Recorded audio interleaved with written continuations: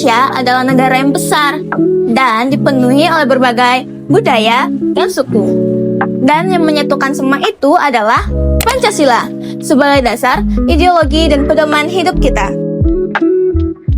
Pancasila bukan sekadar simbol, melainkan pedoman nilai hidup kita, mulai dari aspek pendidikan, sains, dan teknologi. Ilmu pengetahuan sangat membutuhkan landasan moral.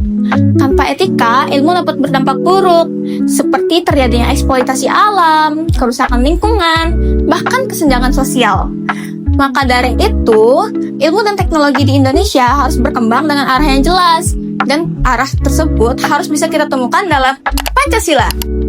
Nilai-nilai ini penting untuk ditanamkan pada generasi muda agar mereka bisa, yang pertama, menciptakan inovasi yang ramah lingkungan. Yang kedua, menggunakan teknologi secara beretika di tengah globalisasi. Yang ketiga, menjadi ilmuwan masa depan yang berintegritas serta peduli pada kesejahteraan bersama.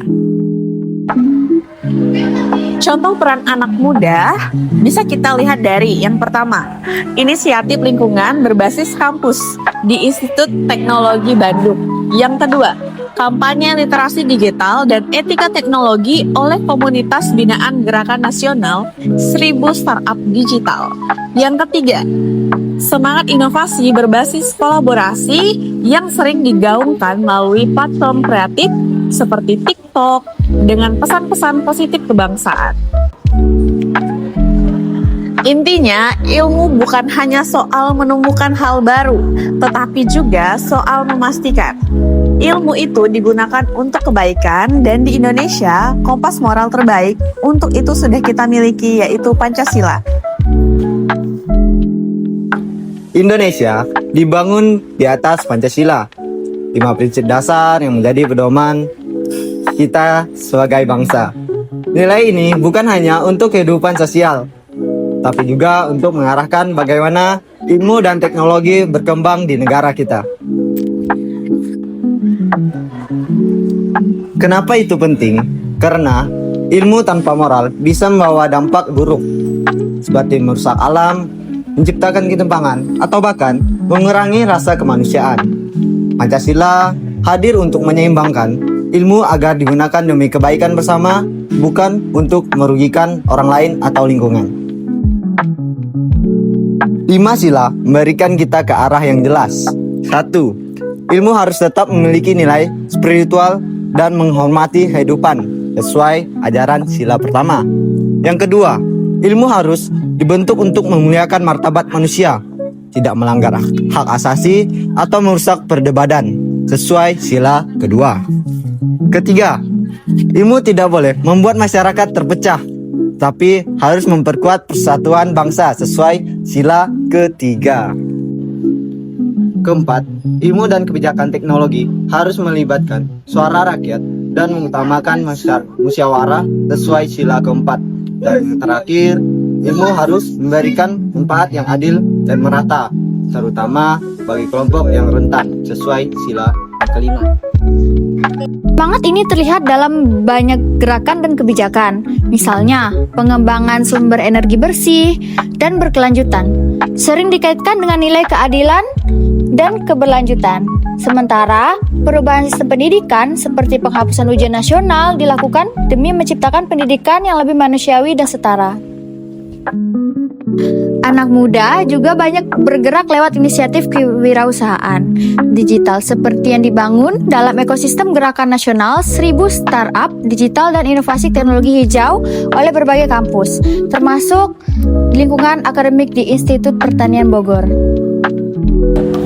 Jadi, Pancasila memberikan kita 3 pesan besar dalam dunia ilmu. Yang pertama, ilmu harus bermoral dan berpihak kepada kemanusiaan.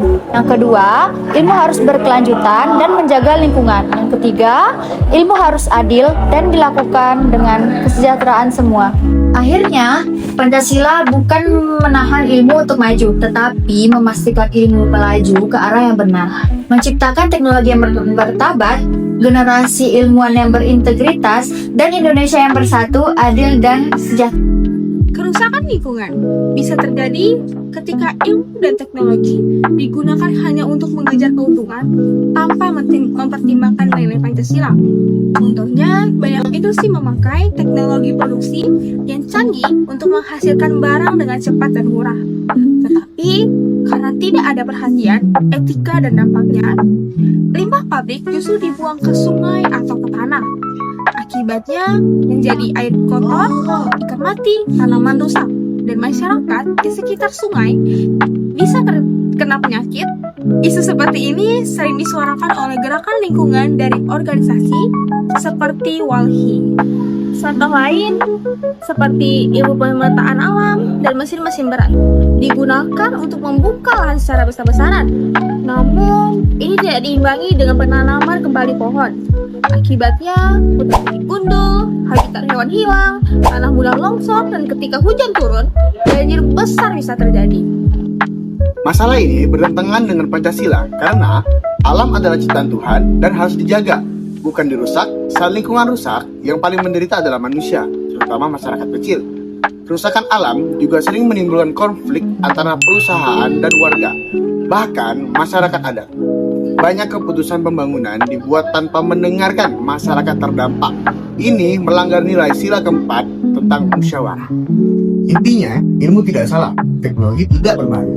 Yang menjadi masalah adalah ketika ilmu digunakan tanpa kompas moral. Kalau Pancasila dijadikan landasan, ilmu seharusnya berkembang untuk menjaga alam dan lingkungan, menghormati kehidupan manusia, dan memberi manfaat yang adil bagi seluruh rakyat Indonesia. Itulah mengapa Pancasila penting agar ilmu dan teknologi bisa membawa kemajuan tanpa mengorbankan bumi dan kemanusiaan. Solusinya adalah menjadikan Pancasila sebagai era ilmu dan teknologi agar kemajuan tetap menjaga manusia dan lingkungan. Ilmu boleh berkembang, tapi harus digunakan untuk kebaikan bersama, bukan merusak alam. Kita harus mendorong teknologi ramah lingkungan, seperti energi bersih yang diupayakan dalam program transisi oleh Kementerian Lingkungan Hidup dan Inovasi Hijau Ekosistem Pendidikan di ITB. Setiap kebijakan juga harus dibuat dengan musyawarah dan gotong royong, melibatkan anak muda, akademisi, dan masyarakat terdampak, bukan sepihak. Pada intinya, ilmu untuk menjaga manusia dan alam, keputusan lewat musyawarah dan kolaborasi, teknologi beretika dan adil untuk kita semuanya. Dengan begitu, Indonesia bisa maju tanpa merusak rumahnya sendiri dan tetap bermartabat bagi bangsa.